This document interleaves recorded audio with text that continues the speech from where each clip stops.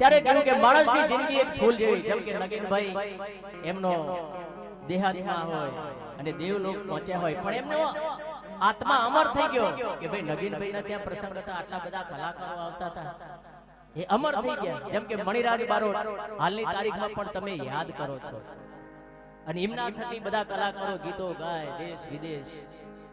એટલે માણસની જિંદગી ફૂલ જેવી છે, તમે સારા કાર્યો કરશો તો તમને બહુ યાદ કરશે કે ભાઈ માણસ સારો તો એની ખોટ વર્તાતી હોય છે.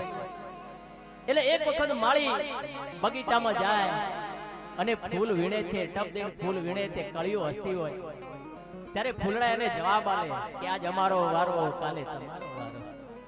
ત્યારે ફૂલડા એ આજ ખીલા ને આજ મેં ક્યાં ફૂલડા જોને